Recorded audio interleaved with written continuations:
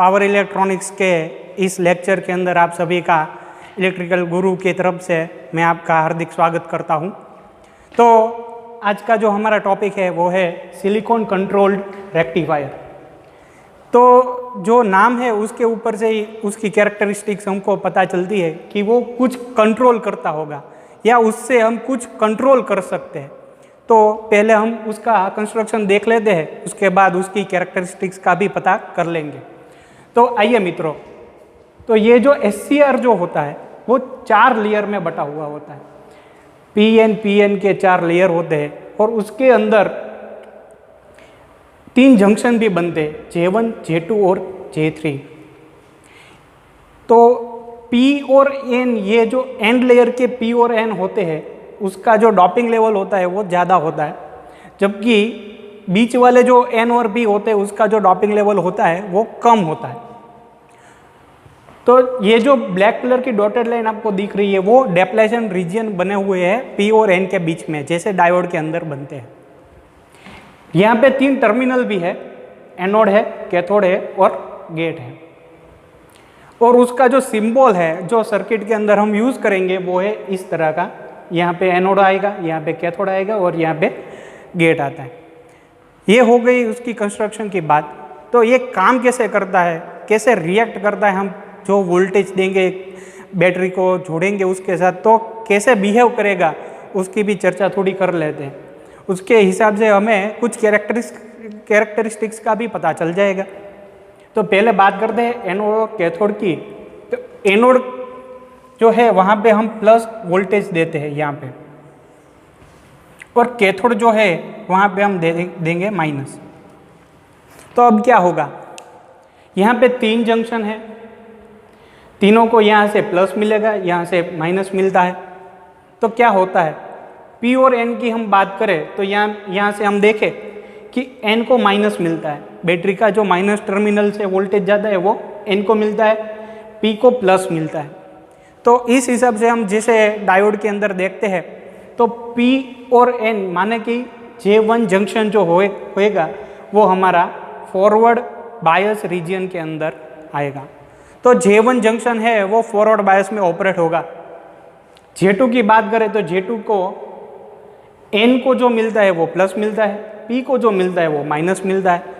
तो J2 junction जो हमारा आएगा वो रिवर्स बायस के अंदर ऑपरेट करता है। और J3 as per J1 P को प्लस मिलेगा, N को माइनस मिलेगा। तो J3 जो जंक्शन हमारा आएगा वो फॉरवर्ड बायस के अंदर काम करेगा। अब हम आगे बढ़ते हैं। मान लीजिए यहाँ पे हमने एक बैटरी को कनेक्ट किया हुआ है। अभी हम गेट को टच नहीं करते, गेट को ऐसे ही खुला छोड़ देते और SCR कैसे रिएक्ट करता है वो हम देख लेते हैं। बाद में गेट को भी कनेक्ट करके देख लेंगे। तो यहाँ पे जो बैटरी हमने एनोड को प्लस दिया है, कैथोड को माइनस दिया है, वेरिएबल बैटरी रखी हुई है। तो हम जब चाहे जितना चाहे उतना वोल्टेज बढ़ा सकते हैं, जब चाहे जितना चाहे वोल्टेज कम भी कर सकते हैं। तो उसके हिसाब से जो करंट अंदर जाएगा वो भी हम देखेंगे कि कैसे रिएक्ट करेगा। तो वोल्टेज हम बढ़ाते हैं, जब यहाँ पे वोल्टेज बढ़ेगा, यहाँ पे ये दोनों के बीच का जो वोल्टेज पोटेंशियल डिफरेंस है वो बढ़ जाएगा। तो क्या होगा, J1 जो है वो फॉरवर्ड बायस में है तो उसका जो रीजन है वो कम होता दिखेगा हमें, ये उसकी न्यू पोजीशन है। जबकि J2 जो है वो अपना रीजन बढ़ा देगा और J3 के अंदर वापस से फॉरवर्ड बायस के अंदर होने के कारण उसका जो डेप्लेशन रीजन है वो कम होता दिखेगा। तो ऐसा होने से क्या होता है, पहली बात तो मैं यहाँ आपसे कर दूं कि P और N जिसका डॉपिंग लेवल ज़्यादा है और N और P का जो डॉपिंग लेवल कम है, उसके कारण क्या हुआ, J1 और J3 का जो डेप्लेशन विड्थ जो बनी, लेयर की विड्थ जो बनती है वो J2 से कम होती है। कितनी कम होती है, तो J1 और J3 का अब हम ऐड भी कर दे, दोनों को साथ में भी मिला दे फिर भी वो J2 के मुकाबले में नहीं आती है। तो जैसे ही यहाँ से करंट को आगे बढ़ना है, J1 से तो वो निकल जाएगा, पर J2 का जो डेप्लेशन रीजन है वो बड़ा हो चुका है, तो इसके लिए यहाँ से करंट आगे नहीं जा सकता है।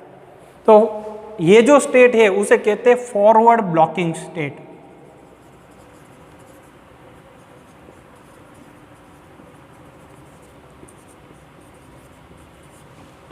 अब इससे उल्टा भी हम करके देख लेते हैं क्या होता है। बैटरी को अब जिस दिशा में हमने लगाया था उसकी ऑपोजिट डायरेक्शन के अंदर लगा के ऑपोजिट टर्मिनल कर देते हैं, तो क्या होता है वो भी देख लेते हैं।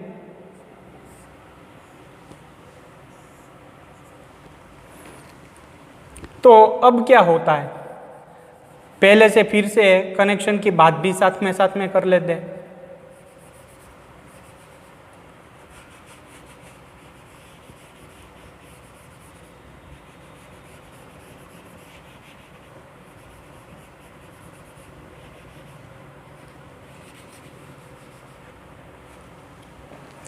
तो यहाँ पे प्लस और यहाँ पे माइनस, ऐसा करने से क्या होगा, अब J1 को यहाँ पे P टाइप का जो सेमीकंडक्टर है उसको माइनस मिलता है, N को प्लस मिलता है, तो J1 जो है वो रिवर्स बायस कंडीशन में आ जाएगा, J2 है वो फॉरवर्ड बायस कंडीशन में आएगा, और J3 है फिर से रिवर्स बायस कंडीशन के अंदर ऑपरेट करेगा। तो क्या होगा, करंट को अगर यहाँ से आगे जाना है या यहाँ से आगे जाना है, तो J3 तो रिवर्स बायस में है तो वहाँ से आगे नहीं जा सकता है।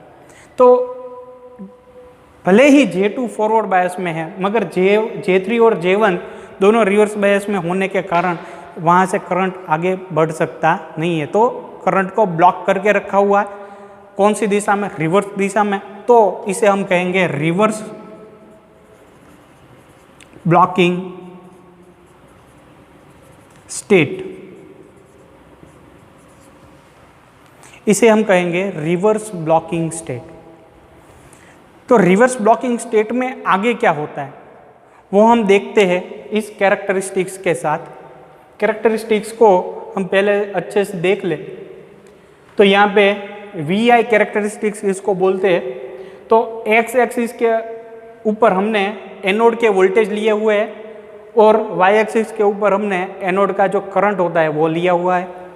दोनों हमने मीटर्स के साथ यहाँ पे कनेक्ट करके जैसे हम प्रैक्टिकल के अंदर करते हैं वैसे ही जैसे जैसे वोल्टेज बढ़ता है उसके साथ साथ SCR का करंट क्या रहता है, SCR के अंदर से कितना करंट बहता है वो हमने रिकॉर्ड किया हुआ है और उसके हिसाब से ये कैरेक्टरिस्टिक्स यहाँ पे ड्रॉ की गई हुई है। तो हमने जो बात की अभी रिवर्स ब्लॉकिंग स्टेट, वो हमें यहाँ कहीं दिख रहा है, रिवर्स ब्लॉकिंग रीजन। क्या हुआ है असल में, तो J3 और J1 दोनों रिवर्स बायस्ड कंडीशन में होने के कारण आगे करंट बढ़ सकता नहीं है। मगर जो माइनॉरिटी चार्ज कैरियर्स होंगे, P में थोड़े थोड़े इलेक्ट्रॉन्स भी होंगे, N में थोड़े थोड़े होल्स भी होंगे, तो उसके कारण बहुत ही माइनर सा करंट, माने माइक्रो एम्पियर्स के अंदर करंट है वो SCR के अंदर से पास होता होगा। जो करंट हमें यहाँ पे दिख रहा है, ये करंट हमें माइनॉरिटी चार्ज कैरियर्स के वजह से हमें मिला हुआ है। तो इसे हम कहेंगे रिवर्स ब्लॉकिंग रीजन और रिवर्स ब्लॉकिंग स्टेट। अब हमारे जो वोल्टेज है वो बढ़ाते ही जाते हैं। तो क्या होता है, J3 जो जंक्शन से वो उसकी डेप्लेशन विड्थ बढ़ती जाएगी। यहाँ पे J1 जंक्शन की भी डेप्लेशन विड्थ जो है वो बढ़ती जाएगी। J2 है वो पूरा हम कहें कि सिकुड़ता जाएगा, मगर J1 और J3 जो है दोनों की विड्थ जो है वो बढ़ती जाएगी। ऐसी कंडीशन के अंदर माइनॉरिटी चार्ज कैरियर्स जो है वो तो पहले से ही करंट का उसका फ्लो चालू ही है।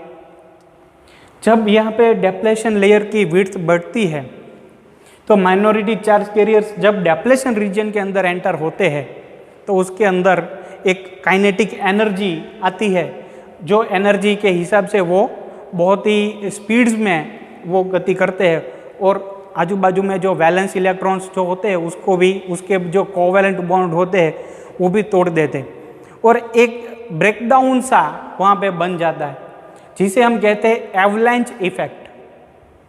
तो ये एवलांच इफेक्ट होने के कारण J1 और J3 दोनों ही एक ही साथ में बर्स्ट हो जाते हैं, माने कि ब्रेक डाउन हो जाते हैं दोनों जंक्शंस।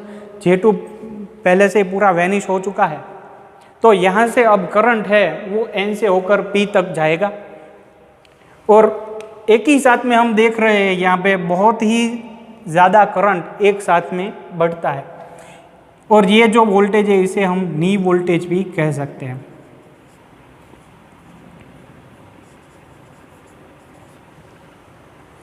और ये जो रीजन हमें मिला है इसे हम कह देंगे रिवर्स एवलांच रीजन।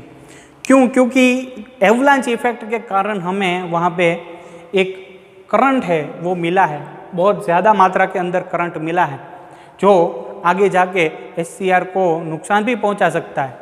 तो ऐसा जो करंट हमें मिला है उसे रिवर्स एवलांच रीजन भी कहा जाता है। अब हम बात करते हैं फॉरवर्ड स्टेट की। तो पहले जिस तरह से हमने यहाँ पे बैटरी को लगाया था उसी दिशा के अंदर वापस से बैटरी को लगा देते हैं।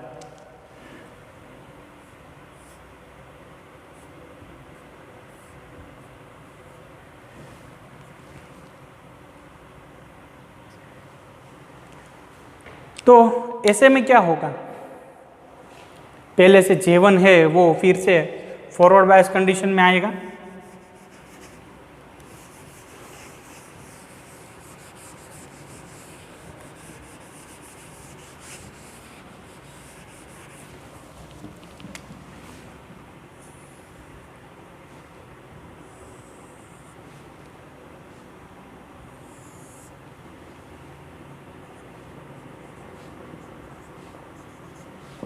तो J1 जो है वो फॉरवर्ड बायस कंडीशन के अंदर आएगा, J2 जो है वो रिवर्स बायस कंडीशन के अंदर आएगा, J3 फिर से फॉरवर्ड बायस कंडीशन के अंदर आएगा, जिसकी चर्चा हमने पहले भी की हुई है। तो J1 जो है उसका डेप्लेशन रीजन, जैसे जैसे हम बैटरी को के वोल्टेज बढ़ाते जाएंगे वो कम होता जाएगा, और J2 जो है उसकी विड्थ पहले से ही ज़्यादा है और ऐसे में रिवर्स बायस कंडीशन के होने के कारण उसकी विड्थ और भी बढ़ती जाएगी, जबकि J3 जो है उसकी जो विड्थ है वो जैसे जैसे वोल्टेज बढ़ेंगे उस तरह से वो कम होती जाएगी। तो इस तरह से J1, J2 और J3, यहाँ पे गेट अभी भी ओपन है, हमने गेट को अभी भी टच किया हुआ नहीं है।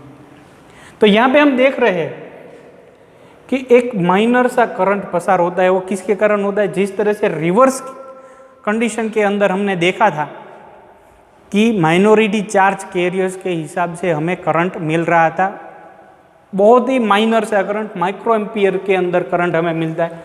उसी तरह फॉरवर्ड डायरेक्शन के अंदर भी हमें माइक्रो एम्पियर के अंदर करंट मिलेगा, और ये जो करंट होगा उसे हम कहेंगे फॉरवर्ड लीकेज करंट। और ये जो ब्लॉक हमें मिल रहा है यहाँ तक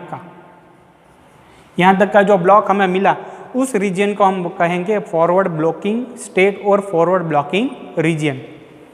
क्यों? क्योंकि यहाँ पे अगर हम एनोड और कैथोड के बीच में वोल्ट मीटर लगाते हैं तो हमें मान लीजिए यहाँ पे 100 वोल्ट की बैटरी है तो हमें यहाँ पे 99 वोल्ट एनोड और कैथोड के बीच में मिलेंगे।